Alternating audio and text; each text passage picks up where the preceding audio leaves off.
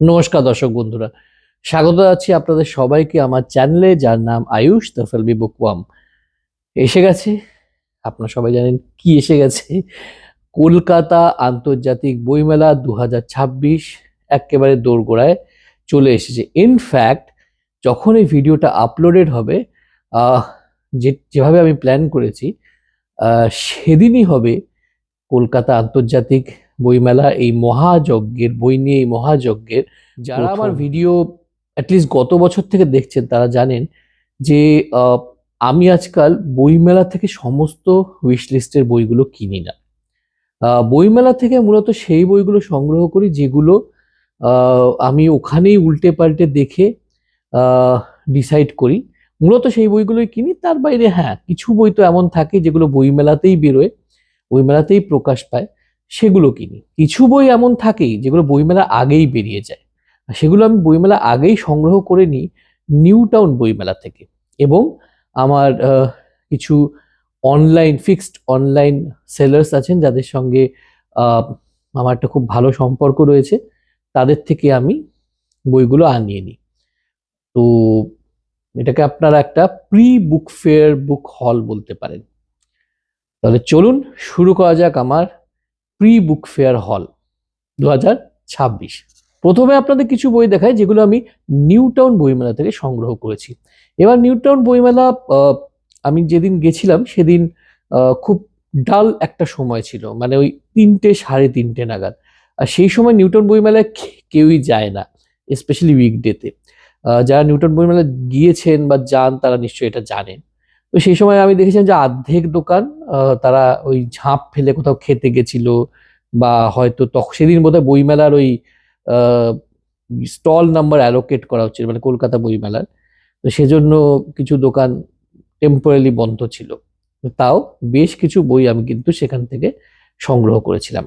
প্রথমে যে বইটি সংগ্রহ করেছিলাম সেটি প্রজ্ঞা পাবলিকেশন থেকে। সেখানে সন্দীপাদি ছিলেন, অংশুমান দা ছিলেন প্রজ্ঞার সঙ্গে জড়িত। তাদের সঙ্গে আড্ডা মারতে মারতে জিজ্ঞেস করলাম তোমাদের কি কি নতুন বই এসছে। তো তারা দুজনেই আমাকে এই বইটি সাজেস্ট করেন। বইটি হচ্ছে কিট, লেখক হচ্ছে সন্ময় দে। এই সন্ময় দে কিন্তু শচীন দেব বর্মনকে নিয়ে একটা খুব ভালো নন ফিকশন লিখেছেন, যার নাম হচ্ছে ভাটি গাং বাইয়া। খুব সম্ভবত বছর 3 আগে কলকাতা বা বইমেলাতেই বইটি প্রকাশ পেয়েছিল। তার লেখা এটি একটি থ্রিলার বা ফিকশন বলা যেতে পারে। দেখা যাক ব্লারবে কি লেখা রয়েছে। 8এর দশকের শুরুতে বোম্বাই বিমানবন্দরে সর্বসমক্ষে একটি খুন হয়ে যায়। সেই খুনকে কেন্দ্র করে দানা বাঁধে এক রহস্য আস্তে আস্তে উন্মোচিত হতে থাকে। জানা যায় এই খুনের পেছনে হাত আছে এক ডনের। কে খুন হলো, কেন তাকে খুন হতে হলো, রহস্য উন্মোচনের নেপথ্যে কে আছে, ষড়যন্ত্রকারীরা কি শাস্তি পাবে? একটি সত্য ঘটনা আধারিত সন্ময়দের উপন্যাস কিট। তো বুঝতেই পাচ্ছেন, একটি সত্য ঘটনা অবলম্বনে লেখা একটি থ্রিলার এটা হতে চলেছে। মূল্য হচ্ছে 220 টাকা। এর সন্ময় দে সম্পর্কে এখানে দেয়া রয়েছে, দেখুন সন্ময় দে একটি লেখক পরিচিতি দেয়া রয়েছে। তিনি পেশায় একজন ব্যবসায়ী এবং ছোটবেলা থেকে গল্পের বই পড়তে ভালোবাসেন।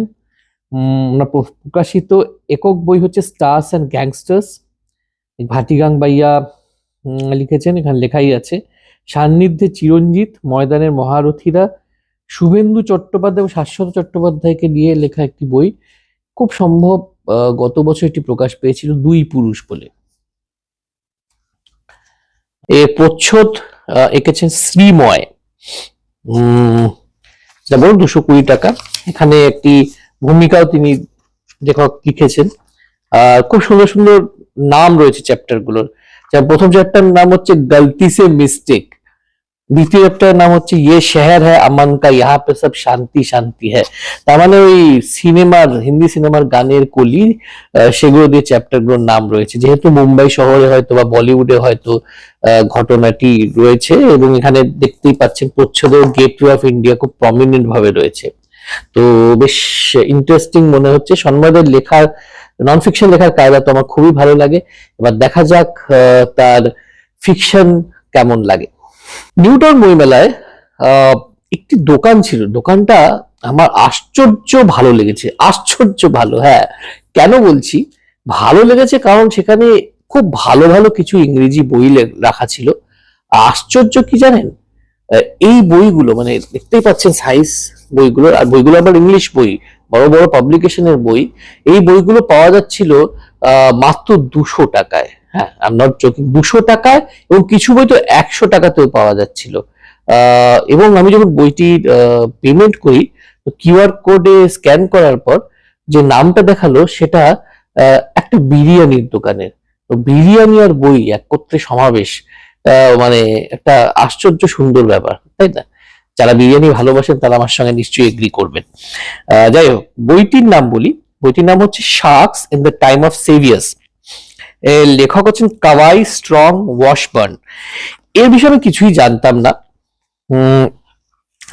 এটার ব্লার্বটা মূলত পড়ে আমি এটা কিনতে আগ্রহী হই। In 1995, in Kailua Kona, Hawaii, 7-year-old Nainua Flores is saved from drowning by a shiver of sharks.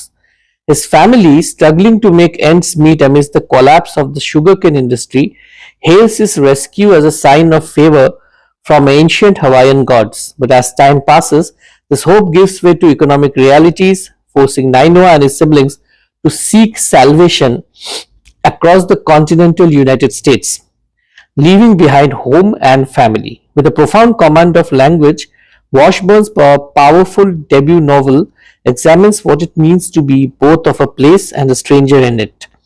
তো মানে হাওয়াই এমনিতে আমার একটা স্বপ্নের জায়গা। কিছুদিন আগে আমার ছোট ভাই, নিজের ছোট ভাই যে ইউএসএ থাকে, সে হাওয়াইতে বেড়াতে গিয়েছিল এবং সে ছবিগুলো দেখে আমি আরো উৎসাহী হয়ে পড়ে তারপরে এই বইটা দেখলাম। তো হাওয়াইয়ের পটভূমিকায় লেখা একটা খুব হিউম্যান স্টোরি, খুব দেখে খুব ভালো লাগলো। প্রচ্ছদটা তো ভীষণই সুন্দর, আপনারা দেখেই নিয়েছেন এখানে। তো আর মানে এত কম টাকায় কোথায় আর পাবো এই বই বলুন? এটা একটা বিশাল বড় আকারের বই, মানে ইন্টারন্যাশনাল বই বোঝাই যাচ্ছে। এটা 376 পাতার একটি বই। ক্যানন গেট বলে একটি ইউকে খুব নামকরা পাবলিশার এটি পাবলিশ করেছে। এর এখানে প্রিন্টেড প্রাইস যেটা আছে সেটা তো খুবই বেশি, মানে 17 পাউন্ডস। যাই হোক, বইটা অনেক প্রশংসা এখানে লেখা রয়েছে, প্রশংসা সূচক বাক্য লেখা রয়েছে বড় বড় রিভিউয়ারদের থেকে। পড়ে জানাবো কেমন লাগলো। আনন্দ পাবলিশার্সের স্টলে গিয়েছিলাম, সেখান থেকে তুলে নিলাম সরঞ্জিৎ চক্রবর্তীর লেখা আমার অত্যন্ত প্রিয় একটি চরিত্র অদম্য চতুর্থ খণ্ডটি। অদম্য ভীষণ, মানে সরঞ্জিৎ চক্রবর্তী একটা ভীষণ আলাদা ধরনের একটি সিরিজ বলতে পারেন। এগুলো পিওর থ্রিলার। মানে সঞ্জিত চক্রবর্তীর গোয়েন্দা গল্প যেমন হচ্ছে পুরোপুরি বুদ্ধিদীপ্ত গোয়েন্দা গল্প, এছাড়া আরো একটি দুটি ওনার প্রেমের গল্পের বাইরে কিন্তু চরিত্র রয়েছে, ঐতিহাসিক চরিত্র রয়েছে। কিন্তু এই যে চরিত্রটি, এই চরিত্রটি কিন্তু পুরোপুরি একটি বলতে পারেন অ্যাকশন হিরো বলতে পারেন আর কি, বা অ্যান্টি হিরো বলতে পারেন কোথাও না কোথাও। কারণ তার সঙ্গে অনেক সময় পুলিশ বা স্পেশাল ব্রাঞ্চের একটা দ্বৈরথ লেগেই থাকে। কিন্তু এর মধ্যে প্রচুর মানে চরিত্রটির মধ্যে প্রচুর শেডস রয়েছে এবং গল্পগুলি ভীষণই চিত্তাকর্ষক এবং পুরোপুরি কিন্তু আন্তর্জাতিক পটভূমিকায় লেখা গল্পগুলো। তো আমার পড়তে খুবই ভালো লাগে। অদম্য 3টা একটু আন্ডারওয়েলমিং লেগেছিল, আর সেটা আমি কিনিও নিয়েছিলাম, আমি আর্য থেকে নিয়ে পড়েছিলাম, একটু আন্ডারওয়েলমিং লেগেছিল। কিন্তু 4টা আমার মনে হয় সুদে আসলে সেই আক্ষেপটা মিটিয়ে দেবে।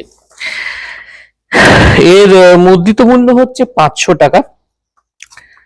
আচ্ছা, এর মোটামুটি দুটো উপন্যাস রয়েছে, রক্তের স্মৃতি এবং রাতের সব তারা। পৃষ্ঠা সংখ্যা 263। এবং এর সবচেয়ে ভালো জিনিসটা লেগেছে, ফন্ট খুব বড় বড়, বেশ বড় ফন্ট, পড়তে একেবারেই অসুবিধে হওয়ার কথা নয়। এখানে সরঞ্জিৎ চক্রবর্তীর একটি লেখক পরিচিতি দেওয়া রয়েছে, আর এটা ব্লার্ব দেওয়া রয়েছে, বেশ বড় ব্লার্ব। আমি এখানে দিয়ে দেবো, আপনারা পজ করে পড়ে নিতে পারেন। এর প্রচ্ছদ দেখেছেন দেবাশিস সাহা। তো অদম্যর প্রতি একটা ভালো লাগা থেকেই এই বইটি কেনা আমার। আশা করি মানে ভালো লাগাটা থাকবে। লেখিকা পিয়া সরকার যেমন ভালো লেখেন তেমন ভালো কিন্তু বইয়ের রিভিউও করেন। তিনি কিছুদিন আগে একটি বইয়ের রিভিউ করেছিলেন, রণদীপ নস্কর নামে একটি ছেলে। খুব সম্ভবত রণদীপ নস্কর বোধহয় ফিল্ম স্ক্রিপ্টস এর সঙ্গে যুক্ত, মানে সিনেমা স্ক্রিন প্লেও লেখেন মনে হয়। তো রণদীপ নস্করের লেখা একটি হরর বইকে তিনি মানে হরর বইয়ের তিনি খুব প্রশংসা করেছিলেন। তো আমি যখন দেখলাম বইটি বেরিয়ে গেছে, আর আমি একজন হরর বইয়ের ফ্যান বলতে পারেন, স্বঘোষিত ফ্যান, তো যাই হোক, আমি বইটির কনসেপ্ট আমার খুব ইন্টারেস্টিং মনে হলো, এবং বইটির মধ্যে নাকি শুধু যে ভয় পাওয়ানোর চেষ্টা বা বীভৎস রস রয়েছে তা নয়, বইটির মধ্যে নাকি নানা রকম সাব জনরারও সমাবেশ ঘটেছে। সেজন্য আমি ভেবে চিন্তে বইটি অর্ডার দিয়ে দিলাম এবং পেয়েও গেলাম হাতে।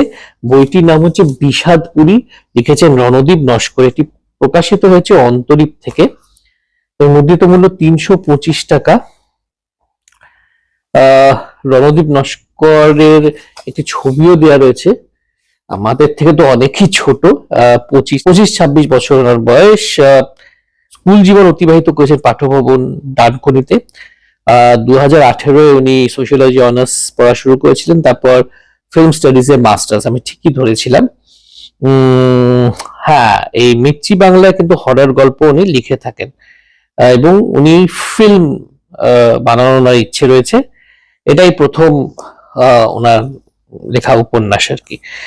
কি লেখা আছে পড়া যাক। কলকাতা শহরে নিস্তরঙ্গ জীবন যাপন করা বেকার যুবকের কাছে এলো এক অপরিচিতার চিঠি। অমোঘ সেই ডাকে সাড়া দিয়ে শেষমেশ কোথায় পৌঁছলো সে? অতীত, সময় আর মায়ার বিভ্রমে ঘুরপাক খেতে খেতে তার নেওয়া প্রতিটি ক্ষুদ্রাতি ক্ষুদ্র সিদ্ধান্ত যে পরিণতির দিকে এগিয়ে দিল তাকে, সেই গন্তব্যই কি চিরাকাঙ্ক্ষিত ছিল না তার? এমন অনিবার্য বিষাদ বিহবলতাই এই কাহিনীর উপজীব্য। শির দ্বারা দিয়ে ঘন ঘন হিম স্রোত বয়ে যাওয়া নয়, এই উপন্যাস যেন এক অন্যতর অলৌকিকের অনুসন্ধান। প্রচ্ছদটি এঁকেছেন অর্ক চক্রবর্তী। আমার চমৎকার লেগেছে, খুবই ভালো লেগেছে। এবং যে অন্তরীপের ফন্ট কোয়ালিটি বলতে পারেন, অন্তরীপের যে মানে পাবলিকেশনের যে বাঁধাই বলতে পারেন, ছাপা বলতে পারেন, সেগুলো বরাবর বলেছে খুবই ভালো। এবং এইরকম লুক রয়েছে পেজের ভেতরে, দেখুন প্রতিটা চ্যাপ্টারের উপরে এরকম একটি ছবি রয়েছে, খুব বড় করে নামটা লেখা রয়েছে, কালো স্রোত। ব্যাক সাইডে বইটি সম্পর্কে কিছু কথা লেখা রয়েছে। ব্যাক সাইডে ব্লাডটা একটু বড়, তাই সময় নষ্ট না করে আমি এখানে দিয়ে দেবো, আপনারা পজ করে পড়ে নেবেন। সেই আশ্চর্য দোকানটার কথা বলেছিলাম, সেই দোকান থেকে আরেকটি বইও আমি সংগ্রহ করেছিলাম, সেটা মেগান গোল্ডিনের লেখা ডার্ক কর্নার্স। এটা একটা থ্রিলার, এবং এই ভদ্রমহিলার আমি একটা উপন্যাস পড়েছিলাম স্টে অ্যাওয়েক বলে, আমার দারুণ লেগেছিল উপন্যাসটা। সেজন্য আমি দেখলাম যে ওনার লেখা একটি বই, তাই লোক সামলাতে না পেরে কিনে নিলাম। এটা কিন্তু ইউটিউবার্স, সোশ্যাল ইনফ্লুয়েন্সার্সদের উপরে লেখা একটি থ্রিলার, সেটা আমার আগ্রহ আরো জাগিয়ে তুললো। দেখুন কি লেখা আছে। Being an influencer is like feeding a monster. Nothing is ever enough. No matter how much you give, there's always someone giving more. Eventually, you have to give your soul. Suspected serial killer Terence Bailey is about to be released from prison when he gets a surprise visit from Madison Logan, a hot young influencer with a huge social media following. Hours later, Madison disappears and police suspect she has been kidnapped or worse. গুডরিডসে বলা হয়েছে another riveting, twisty, unputdownable psychological thriller. এই psychological thriller শাখাটি আমার খুব প্রিয়। আমি আগেও বেশ কিছু ভিডিওতে এটা বলেছি, নতুন কিছু নয়। তো বলতে পারেন সব দেখে ইম্পালসিভ এটা কিনে নিলাম। এটা পেঙ্গুইন বের করেছে বইটি। এই বইটিও কিন্তু আমি 200 টাকা নাকি 100 টাকা, 200 টাকাতে কিনেছিলাম। তো এই বইটিরও বেশ ভালোই দাম হবে, কেননা এটা কিন্তু বেশ মোটাসোটা একটি বই। বইটির মুদ্রিত মূল্যটা আমি দেখতে পাচ্ছি না, তাই বলতে পারছি না। মোটামুটি 342 পাতার এই বইটি, সুদীর্ঘ থ্রিলার। জানি না কবে পড়বো, পড়তে পারবো, অনেক অনেক বই পড়া বাকি। তবে যদি পড়ি আপনাদেরকে একটা রিভিউ বা অন্ততপক্ষে আমার যে মিনি রিভিউ সিরিজে এটাকে ইনক্লুড করার নিশ্চয়ই একটা চেষ্টা করব। খুব ভালো লেখিকা, নিশ্চয়ই একটা ভালো থ্রিলার আমি আশা করতেই পারি ওনার থেকে। হরর বা থ্রিলার জনরাতে অত্যন্ত ভালো কাজ করছেন অভিষেক চট্টোপাধ্যায়। আমি ওনার বেশ কিছু বইয়ের রিভিউ করেছি, মিনি রিভিউ করেছি, বেশ কিছু বই নিয়ে বলেছি। তো এবার বুক ফার্ম থেকে লিখছেন একটি ভয়াল রসের উপন্যাস। উপন্যাসটির নাম হচ্ছে নরলোক পরলোক। বেশ ইন্টারেস্টিং, মানে সাইকেডেলিক ধরনের প্রচ্ছদটা আমার দারুণ লাগলো। এবং বুক ফার্মের প্রোডাকশন সবসময় টপ নচ, খুব ভালো হয়। অর্ক চক্রবর্তীর আঁকা প্রচ্ছদ, গৌতম কর্মকারের আঁকা অলঙ্করণ। বুক ফার্মের বইতে সবসময় অলঙ্করণ থাকে, সে যে ধরনের বই হোক না কেন, প্রায় সবসময় ওনাদের বইতে অলঙ্করণ পাওয়া যায়। এই ধরনের কিছু চমৎকার অলঙ্করণ রয়েছে, কিছু অলঙ্করণ আমি এখানে দিয়ে দেবো। এখানে ব্যাক সাইডে কিছু লেখা আছে, পড়া যাক কি ধরনের বই এটি। অসুখ করেছে অমিয়র চোখে, জুড়েছে হাই পাওয়ারের চশমা, তাতে মানুষ যতটা স্পষ্ট হলো তার চেয়ে বেশি প্রকট হয়ে উঠল না মানুষের অবয়বগুলো। অমিয় তাদেরই দেখতে শুরু করে যারা জীবিত নেই, মানুষের মৃত্যু দেখতে শুরু করলো অমিয়। ভুলেও গেল সব কথা, আশেপাশে সকলে ভয় পেতে শুরু করলো অমিয়কে। একটা টিভি চ্যানেলে সামান্য হাউস স্টাফ সে, অপয়া বদনামে কাজ বাতিল হলো তার। পাবক, সুদেশনা, শ্রুতি, সুজয় সকলে না চাইলেও একজন কলিগের বিয়েতে গাড়ি ভাড়া করে অমিয়কে নিয়ে গেল পশ্চিম মেদিনীপুর। কথা ছিল না, তবু সেরাতেই কলকাতা ফিরতে বাধ্য হলো সকলে, কিন্তু ফিরতে পারলো না। পথের জঙ্গলে মারণ কুঠার হাতে দাঁড়িয়েছিল নিঠুর নিয়তি। ইহলোক পরলোকের জাল আগেই ছিন্ন হয়েছিল, এবার আজ জন্মে প্রেম ভালোবাসা লোভ প্রতিশোধ সবকিছু ভিড় করে দাঁড়ালো অমিয় ও চার সঙ্গীর সামনে। হাতছানি দিল আদিবাসীদের অপদেবতা। তো খুব ইন্টারেস্টিং প্রচ্ছদটা দেখুন। এখানে একটা মূর্তি রয়েছে, এই মূর্তিটা কার আপনারা কি বলতে পারেন? আমি এখানেও দিয়ে দেবো, তাহলে মনে হয় গল্পের কিছু আভাস আপনারা পেয়ে যাবেন। আর মানে ফন্টটা একটু ছোট, বুক ফার্মের বই একটু বড় ফন্ট আশা করেছিলাম, যাই হোক ফন্টটা ছোট হলেও পড়তে খুব একটা অসুবিধা হচ্ছে না। এখানে একটি বড় সড় লেখক পরিচিতি রয়েছে, এবং লাল আর কালোর মধ্যে বেশ মিস্টিক একটা লুক রয়েছে বইটার, পড়ে আপনাদের নিশ্চয়ই জানাবো। এরপর আমি অ্যামাজন থেকে আনিয়ে নিলাম অভিক দত্তের লেখা আয়নাবাড়ি। পারুল প্রকাশন থেকে এটা বেরিয়েছে। আর কলকাতা কিতাবের থেকে একটা বুকমার্ক পেয়েছি এখানে। এই লেখক হচ্ছেন অভিক দত্ত। তা বোঝাই যাচ্ছে অভিক দত্ত দুর্দান্ত স্পাই থ্রিলার লেখেন। অনেকের মতো আমারও ভীষণ প্রিয় হয়ে উঠেছেন উনি। অন্যান্য জনরা তো খুব ভালো লেখেনি, ওনার একাধিক বই লেখা আমি রেকমেন্ড করেছি এবছর। এবং আমার যেটা ভালো লাগছে যে ওনার দিন দিন লেখা আরো শার্প হয়ে উঠছে, এটা আমার মনে হয়। আর এই বইটির মুদ্রিত মূল্য হচ্ছে 300 টাকা।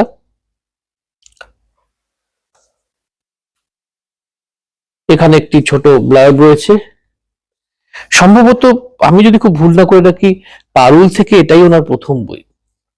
তো ভেতরে বেশ কিছু খুব সুন্দর ছবি দেওয়া রয়েছে।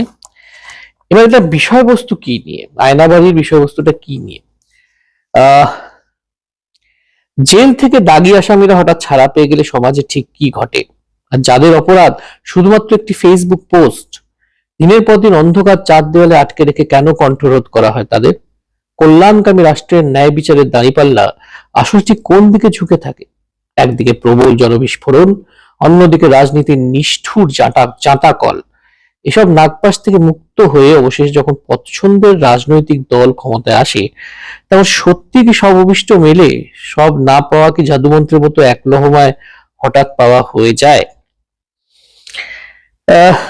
লাস্টে বলে দিচ্ছি, প্রশ্ন অনেক কিন্তু তাদের উত্তর কোথায়?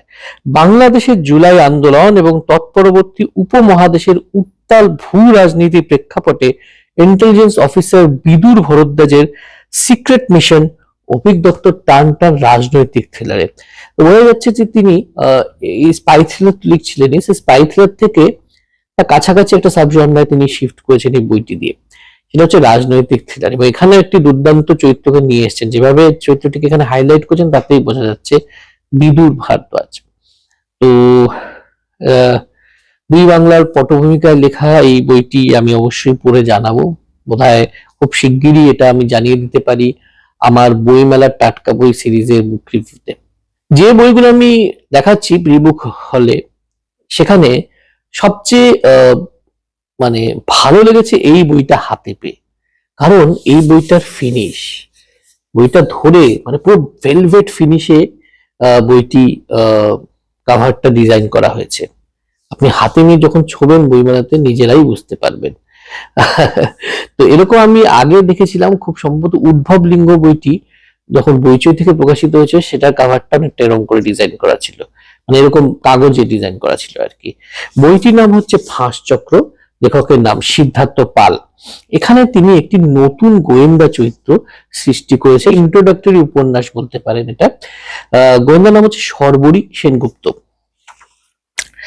সিদ্ধার্থ পালের লেখা। এর প্রচ্ছদ দেখেছেন কৃষ্ণেন্দু মন্ডল, এবং এতে বেশ কিছু অলংকরণ রয়েছে, এরকম ধরে অলংকরণ রয়েছে, আরো অলংকরণ থাকবে। অলংকরণ গুলো করেছেন রনি বাসু। আর এর মুদ্রিত মূল্য হচ্ছে 350 টাকা।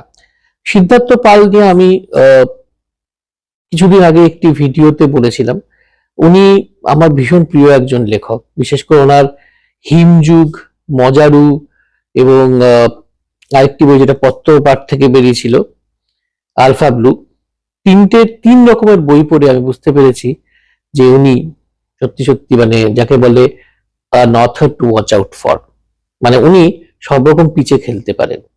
মানে আমার প্রিয় বুক টিউবার এবং বুক টিউবার বন্ধু রক্তিমদা যেমন করে ক্রিকেটের অ্যানালজি দেন, সেরকম একটা দেওয়ার চেষ্টা করলাম আর কি। যাই হোক, তো সিদ্ধার্থ পালের লেখার আমি ভক্ত বলতে পারেন।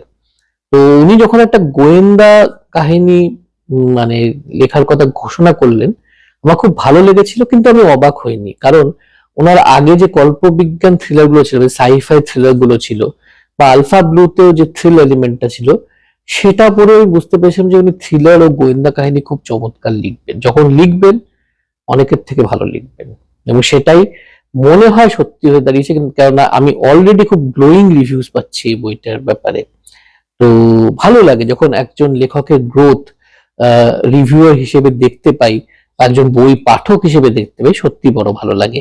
তো এই বইটা পড়ে আপনারা অবশ্যই জানাবো। এই বইটাও আমি পড়া শুরু করে দিতে পারি বইমেলা চলাকালীনই। তো বইমেলা চলাকালীনই হয়তো এর রিভিউ আমি দেওয়ার আপ্রাণ চেষ্টা করব। নীলাঞ্জন মুখার্জি, এই নামটা আমার কাছে ভীষণ স্পেশাল।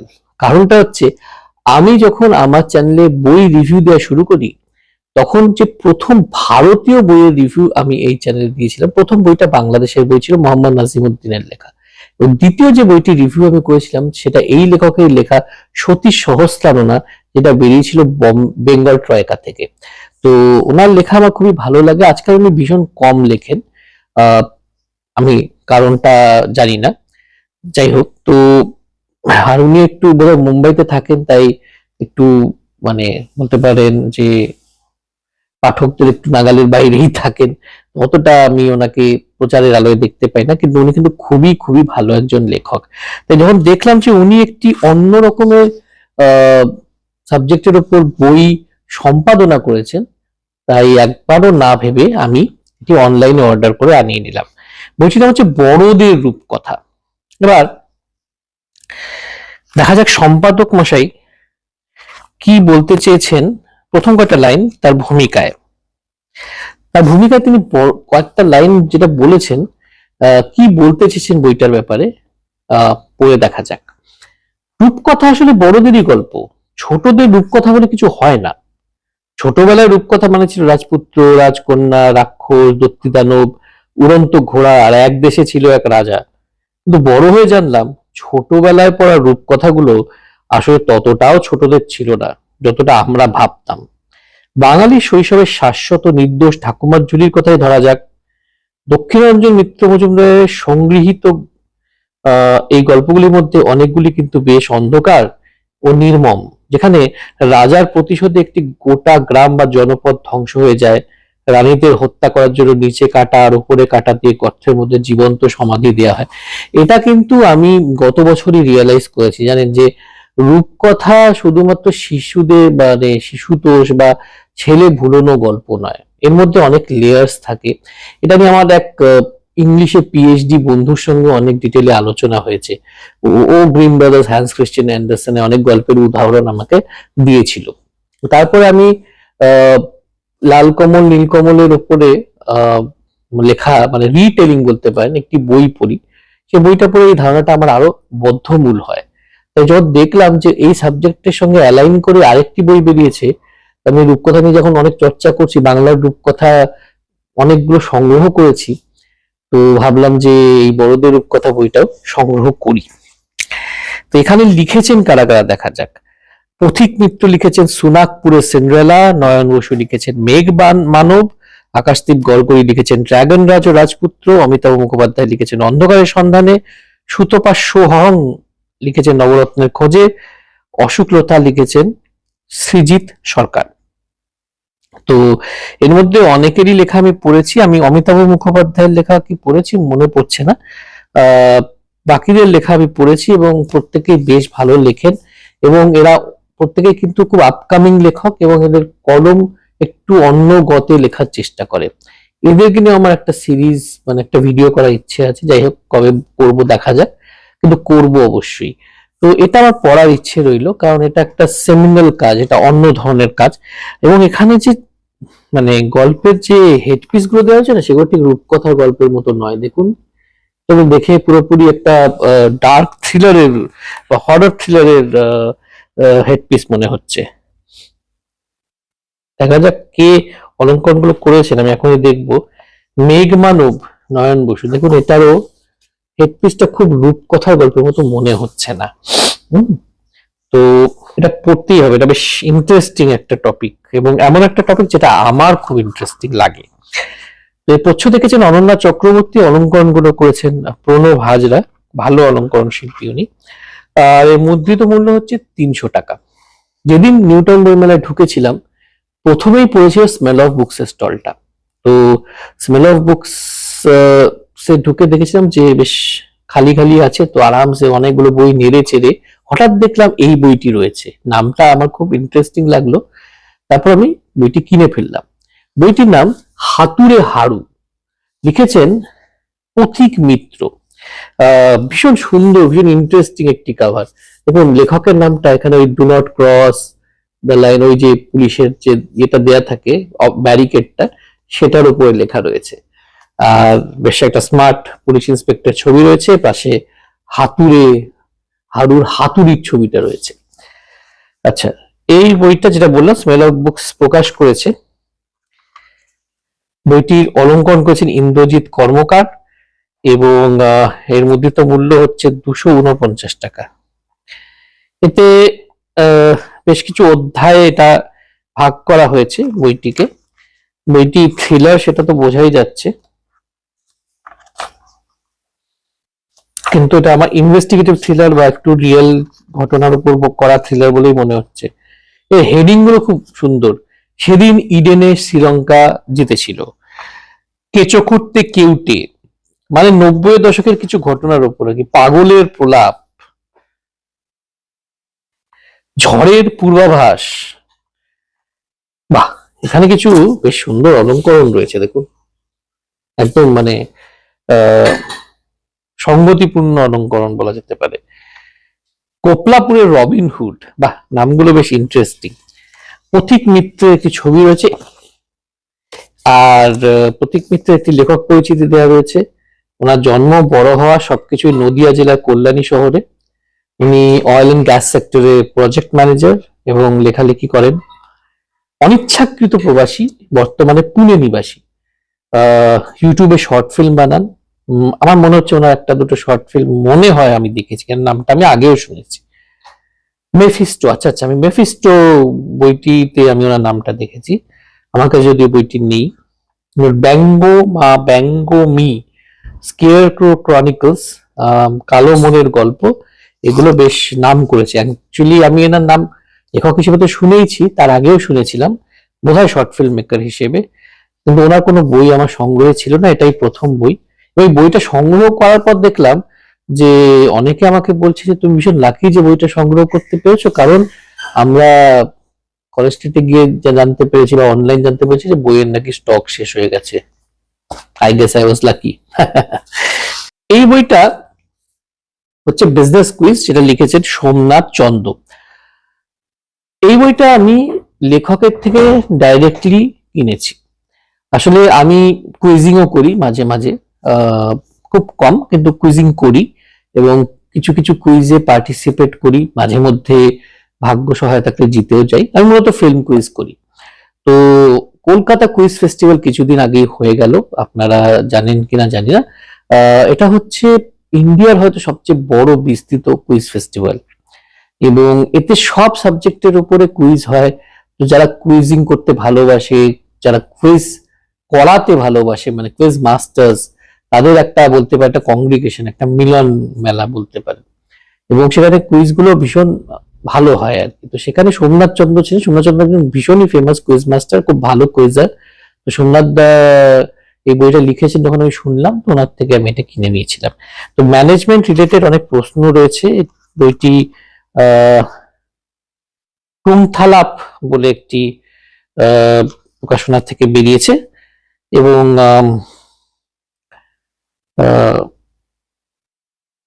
প্রচ্ছদটি এঁকেছেন ওয়াসিম রাজা। এতে বিজনেস সম্পর্কিত কুইজ রয়েছে, বোঝাই যাচ্ছে।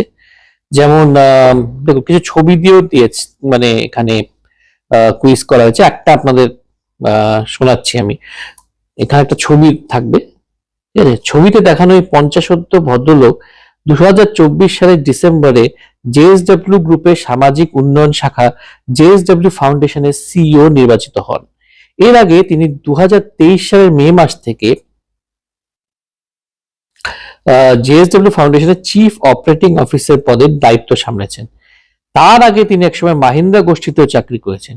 এই সফল মানুষটি তার জ্ঞান এবং বুদ্ধিমত্তার জোরে 2000 সালে সকলের নজরে এসেছিলেন, যখন তিনি প্রথমবারের মতো একটা বিশেষ কাজ সম্পূর্ণ করতে পেরেছিলেন। কোন ক্ষেত্রে তাকে ভারতীয়দের মধ্যে প্রথম হিসেবে সম্মান দেওয়া হয়? ছবিটা আপনারা দেখে নিয়েছেন। আপনার 10 সেকেন্ড দিলাম, চলুন। 1, 2, 3, 4, 5, 6, 7, 8, 9, 10। চিনতে পেরেছেন তো কে? নিশ্চয়ই চিনতে পেরেছেন। তিনি হচ্ছেন নান আদার দ্যান হর্ষবর্ধন নাওয়াথে, যিনি কৌন বনেগা করোড়পতির প্রথম সিজনের প্রথম কোটিপতি ছিলেন, মানে প্রথম 1 কোটি টাকা জিতেছিলেন। এরকম অনেক ইন্টারেস্টিং প্রশ্ন রয়েছে, তার উত্তরও নিচে দেওয়া রয়েছে। বেশ ভালো ঝকঝকে প্রিন্ট, ফন্টটা ছোট হলেও ঠিক আছে। আর প্রচুর প্রচুর এরকম কোশ্চেন রয়েছে, ব্যাংক জগৎ, বিজ্ঞাপন, তারপর আপনার পাঁচমিশালি রয়েছে, মানে মিসেলেনিয়াস কিছু প্রশ্নের রাউন্ড রয়েছে। তো সব মিলে বেশ ভালো একটা হ্যান্ডি বুক। যারা এমবিএ ম্যানেজমেন্ট স্কুলে, বিজনেস স্কুলে পার্টিসিপেট করে যারা, তারা এই বইটি সংগ্রহ করতে পারে, তাদের জ্ঞানের ভান্ডার আরো সমৃদ্ধ হবে। দ্বীপ প্রকাশনার পদ্ম গোখরো ছবুল, এটা আমি দ্বীপের স্টল থেকে নিউটাউন বইমেলায় কিনেছিলাম।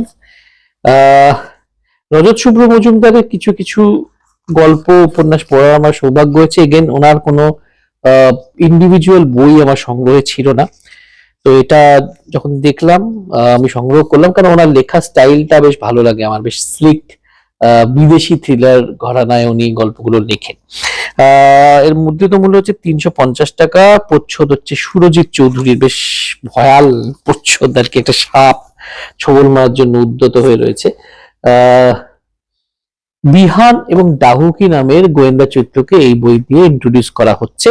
বইয়ের কাভারটা আমার খুব ভালো লেগেছে। আরেকটা কারণে বইটা পুরোপুরি চকলেট রঙের কাভার, দেখুন পেছনটা চকলেট আমার খুবই প্রিয়, আর চকলেট কালারটা আমার খুব ভালো লাগে। তো এনিওয়েজ ভালো লাগছে বইটা, দেখতে বেশ দৃষ্টিনন্দন হয়েছে। দ্বীপের বই তো হয়, ফন্টের সাইজ বেশ ঠিকঠাক রয়েছে। এবং লেখক কি বলছেন দেখা যাক। পদ্ম গোখরোর ছবল বিহান ডাহুকি গোয়েন্দা সিরিজের প্রথম উপন্যাস। এই উপন্যাসটি লেখার পেছনে যার অবদান সবচেয়ে বেশি, তিনি এই গ্রন্থের প্রকাশক আমার বন্ধু দীপ্তাংশু মণ্ডল। সত্যি কথা বলতে কি, মুহুর্মুহু তাগাদা দিয়ে ক্লান্তির সময় পাশে থেকে তিনি এইভাবে লিখিয়ে না নিলে এই ফরমাইশি উপন্যাস কোনোদিন হয়তো প্রকাশের আলো দেখতো না। অবশ্য রহস্য সন্ধানী বিহানের জন্ম এই উপন্যাসের অনেক আগেই, আমার ছোট গল্পের পাঠক মাত্রই তাকে চেনেন। তো এখানটির লেখক পরিচিতিও দেওয়া রয়েছে। ওনার জন্ম 2রা জানুয়ারি 1978 বর্ধমানে, এবং সবচেয়ে বেশি লেখা কিন্তু দেশ পত্রিকার প্রকাশিত হয়েছে। এটা কিন্তু ভীষণই ক্রেডিবল আমার মতে যে কোনো লেখকের জন্য। 22টি গ্রন্থ তিনি এ পর্যন্ত তার প্রকাশিত হয়েছে, এবং বেশ কিছু গল্প গ্রন্থ উপন্যাস বেস্টসেলার তকমাও পেয়েছে। ওনার কবিতা সুরারোপিত হয়ে গীত হয়েছে, এখানে লেখা আছে। খুবই কি বলবো, ইন্টারেস্টিং। এটা সবচেয়ে বেশি কাজ উনি সৌমিত্র চট্টোপাধ্যায়ের সঙ্গে করেছেন, ভাবা যায়। আছে প্রবন্ধের বই, ছোটদের বই, সম্পাদিত গ্রন্থ, এবং উনি একটা পুরস্কার পেয়েছেন, খুব নামকরা পুরস্কার, ইলাচন্দ্র স্মারক পুরস্কার। কাজেই খুবই ভালো লেখক বোঝা যাচ্ছে। আনফর্চুনেটলি আমি ওনার খুব বেশি লেখা পড়িনি, কিন্তু যতটুকু লেখা আমি পড়েছি এই গত 2 বছরে অবশ্য আমার খুবই ইমপ্রেসিভ মনে হচ্ছে ওনার লেখা। সেজন্যই ওনার একটা উপন্যাস কেনার ইচ্ছা আমার বরাবরই ছিল, সেজন্যই এটা কেনা। আমার ছোটবেলা থেকে সেই রুশ দেশের উপকথা, রুশ দেশের লোককথা, এই বইগুলো পড়ে আসছি। রাশিয়ার গল্প উপন্যাসের উপর আমাদের একটা অমোঘ আকর্ষণ রয়েছে। তারপরে ওয়ার অ্যান্ড পিস থেকে শুরু করে আরো অনেক রাশিয়ান বই আমরা পড়েছি ছোটবেলায়, অনুবাদ পড়েছি, অরিজিনাল পড়েছি। তো কিন্তু রাশিয়ান হরর গল্পের যে একটা এত পুষ্ট ধারা রয়েছে সেটা আমার জানা ছিল না। সেটা সেই মিথটাকে ভেঙে দিয়েছেন রাশিয়ান হরর অমনিবাস অনুবাদ করে সংযুক্তা দাস। এই বইটির মাধ্যমে, বইটি বেরিয়েছে অন্তরীপ পাবলিকেশন থেকে। এখানে যাদের নাম রয়েছে তারা যে হরর গল্প লিখেছেন সেটাই আমি জানতাম না, খুব অনেস্টলি। পুশকিন, আলেকজান্ডার পুশকিন, ঠিক আছে, নিকোলাই গোগোল, যার নামে অনেক অনেক বাচ্চাদের নাম গুগল রাখা হয়। আচ্ছা, টলস্টয়, ব্রাইসভ, তারপর আলেকজান্ডার বেলায়েভ, এছাড়া আরো কিছু লেখক লেখিকার নাম রয়েছে। তাদের লেখা আমি যদিও আনফর্চুনেটলি পড়িনি, মনে হয় তারা প্রত্যেকেই নাম করা লেখক। ভেতরে কিছু অলঙ্করণও দেওয়া রয়েছে, আমার মনে হয় যে অরিজিনাল বই থেকেও হতে পারে বা মৌলিক অলঙ্করণও হতে পারে। আর হ্যাঁ, মৌলিক অলঙ্করণ শান্তনু মিত্র করেছেন। প্রচ্ছদ এঁকেছেন একতা ভট্টাচার্য, যিনি একতাস ক্রিয়েটিভ টেলস নামে খুব সুন্দর সুন্দর ফিল্ম পোস্টার্সও বানান। সংযুক্তা দাসের কথা এখানে কিছু দেয়া রয়েছে। উনি অনেক বিদেশি ফিকশন, নন ফিকশন ছোটবেলা থেকে পড়েছেন, ক্লাসিক ও আধুনিক, এবং অনেক অনুবাদ করেছেন। প্রথমটা ছিল সহস্র এক প্রেত রজনী, আলেকজান্ডার ডুমার। এই বইটি আমার সংগ্রহে রয়েছে, কিন্তু এখনো পড়া হয়নি। তবে এই বইটির অনেক প্রশংসা শুনেছি। তার উপরে বেশ করে কিন্তু রাশিয়ান হরর অমনিবাসটা আমি সংগ্রহ করেছি। তো এক্সপেকটেশন খুবই হাই, এবং খুব ভালো কাজ করেছে অন্তরীপ। এটা অন্তরীপ কিন্তু এই হরর জনরা বা জনরা ফিকশন নিয়ে চমৎকার কিছু কাজ করছে। কিন্তু শুধু ভূতের গল্প নিয়ে সংকলিত করাই তো হলো না, অন্য ধরনের কিছু সংকলন তারা বের করছে, নিঃসন্দেহে প্রশংসাযোগ্য। এটা পড়ে আপনাদের জানানোর চেষ্টা করব। এর পৃষ্ঠা সংখ্যা বলে দিই, সরি আমি ভুলে গেছিলাম। পৃষ্ঠা সংখ্যা হচ্ছে 333, তো বেশ বড় আর কি। এমনিও রাশিয়ান ছোট গল্প সাইজ কিন্তু বেশ বড় হয়, উপন্যাসের কথা নাই বা বললাম। এরপর আসছে একটা সামাজিক উপন্যাসে, এটা ক্লাসিক বলতে পারেন। এই ক্লাসিকটা আমি কিনেছিলাম দেশ পাবলিকেশন থেকে। অনেকদিন ধরে এই বইটা আমার কেনার ইচ্ছে ছিল, কারণ এর লেখক জ্যোতিরিন্দ্র নন্দীর এদিক ওদিক লেখা আমি পড়েছি, এবং লেখাগুলো আমার ভীষণ ভীষণ ভালো লেগেছিল। খুব অন্য রকমের ওনার লেখার কায়দা। বইটির নাম হচ্ছে 12 ঘর এক উঠোন, এবং এতে মোট পৃষ্ঠা, এটা দেশ থেকে প্রকাশিত হয়েছে, এটা আগেই বললাম। মোট 343 পৃষ্ঠার সুদীর্ঘ উপন্যাস, পূর্ণেন্দু পত্রিকা প্রচ্ছদ, এবং এটা প্রথম প্রকাশ পেয়েছিল 1955 সালে, এবং পুনর্মুদ্রণ হয়েছে অক্টোবর 2022। তো খুব সম্ভবত, যতদূর আমার মনে পড়ছে, এটার উপর বেশ করে একটা সিরিয়ালও হয়েছিল। আপনাদের যদি মনে থাকে নিশ্চয়ই আমাকে জানাবেন। 90-এর দশকের শুরুর দিকে বোধহয় একটা সিরিয়াল এর উপর বেস করে হয়েছিল। আহ, এবং সমাজের বিভিন্ন সমস্যা, ঘাত প্রতিঘাত, আহ মানে একটি পরিবারের স্ট্রাগল, এইগুলো নিয়েই মূলত মনে হয় উপন্যাসটা লেখা হয়েছে। এখানে কোনো ভূমিকা দেয়া তো নেই, কিন্তু উল্টে পাল্টে দেখে আমার মনে হয়েছে। আহ এই ক্লাসিক উপন্যাসের একে নিয়ে আর কি বলবো, মানে চটপট পড়ে ফেলার চেষ্টা করবো এটুকু বলতে পারি। আহ এরকমই ক্লাসিক দেশ থেকে, মিত্র ঘোষ থেকে আরো সংগ্রহ করার আমার ইচ্ছে আছে। দেখা যাক কি সংগ্রহ করতে পারি। আপনাদের কিছু সাজেশন থাকলে আমাকে অবশ্যই জানাতে পারেন। সেকেন্ড লাস্ট যে বইটা আমি দেখাবো সেটা অভিজ্ঞান গাঙ্গুলির লেখা প্রফেসর সিরিজ। অভিজ্ঞান গাঙ্গুলিকে আমি ভীষণ হাইলি রিগার্ড করি সাহিত্যিক হিসেবে। তার মূল কারণ হচ্ছে এই ফ্ল্যাপেই রয়েছে, দেখুন, এই চাণক্য সিরিজ। মানে আমি আগেই বলেছিলাম, প্রায় এটা আন্তর্জাতিক স্ট্যান্ডার্ডে লেখা এই সিরিজ, এবং চাণক্যকে যে রূপে তিনি নিয়ে এসেছেন, যে ভাবে তিনি নিয়ে এসেছেন, তার জন্য কোনো প্রশংসাই যথেষ্ট নয়।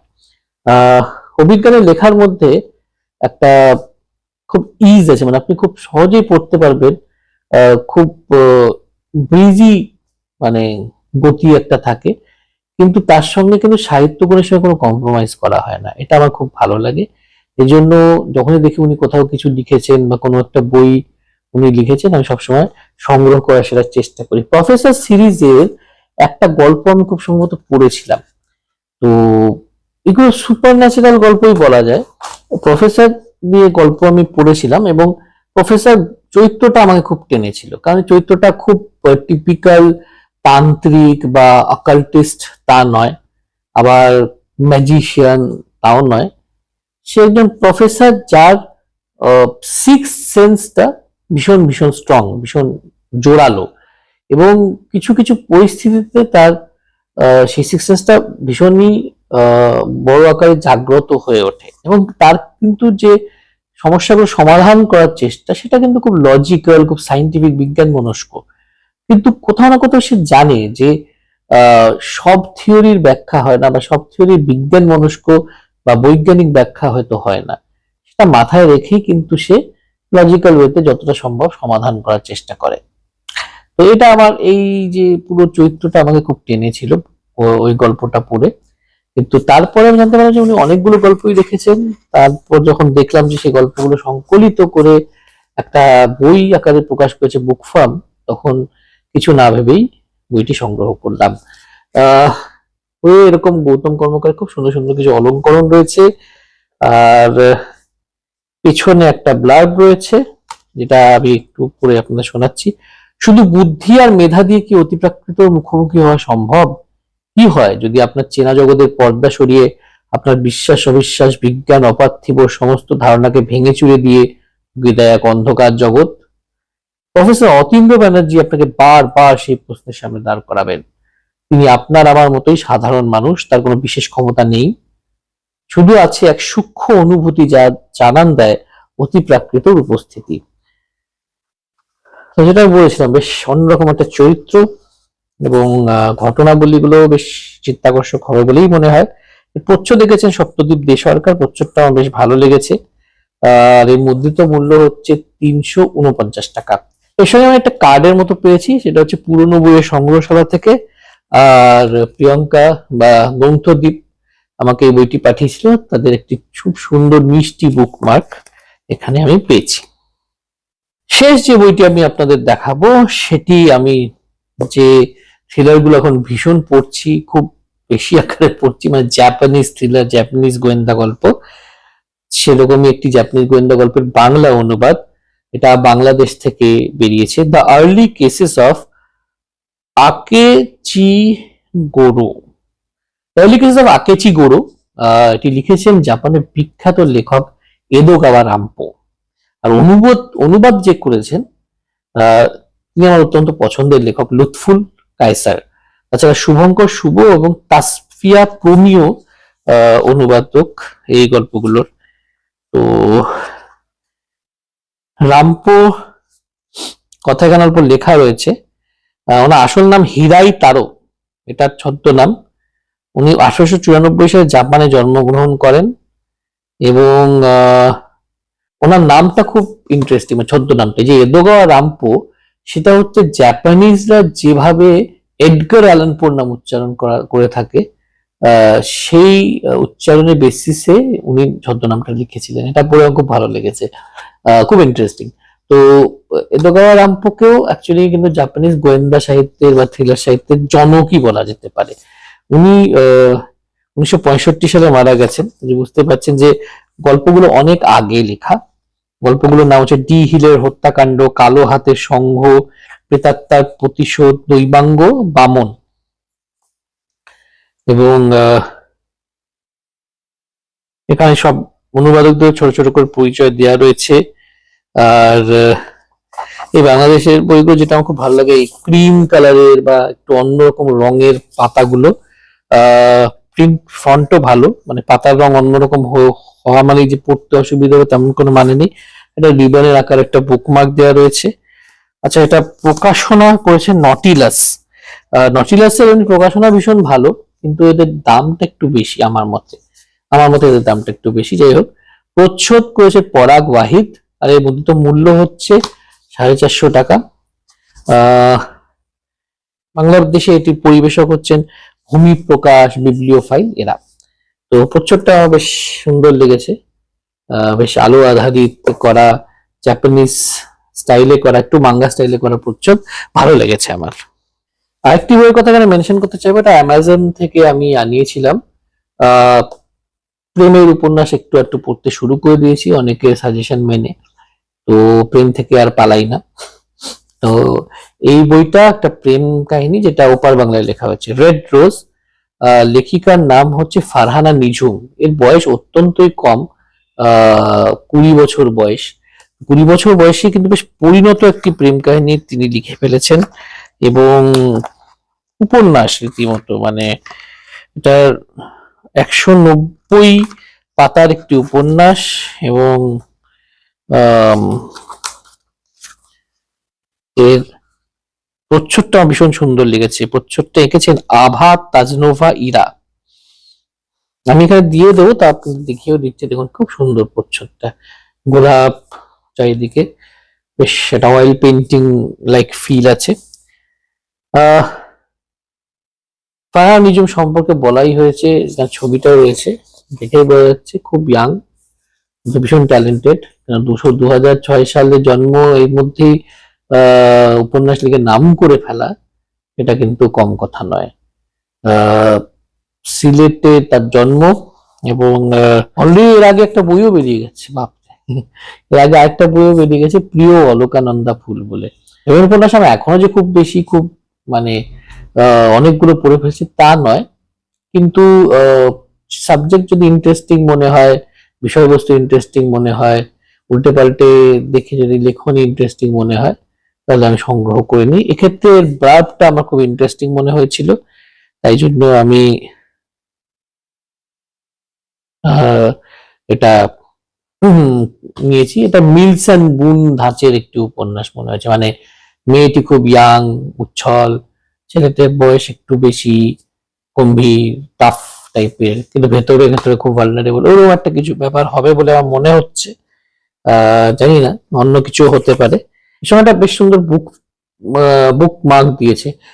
তুমি আমার সাদা সদ্য ফোটা লাল গোলাপ, যার কাটায় কাটায় আমি খুঁজে নিই ভালোবাসার অমৃত স্বাদ। সুন্দর লেখা, আমার তো মনে হয় ভালোই হবে, পড়ে আপনাদের জানাবো। এই ছিল প্রি বুক ফেয়ার হল। আপনাদের কেমন লাগলো জানাতে ভুলবেন না। ভালো লাগলে চ্যানেলটাকে প্লিজ সাবস্ক্রাইব করে নেবেন। এরকম অনেক বইয়ের খবর পাবেন, বইমেলার ব্লগ পাবেন, আরো পাবেন অনেক কিছু। এবং এই ভিডিওটি আপনার কেমন লাগলো ইন পার্টিকুলার, নির্দ্বিধায় আমাকে জানাবেন, ভালো খারাপ যা হোক না কেন। আজ তবে আসি, আবার দেখা হবে বইমেলার ব্লগে। তাছাড়াও আমার মিনি রিভিউ, টাটকা বইমেলার রিভিউ চলতে থাকবে। শুভরাত্রি, টাটা।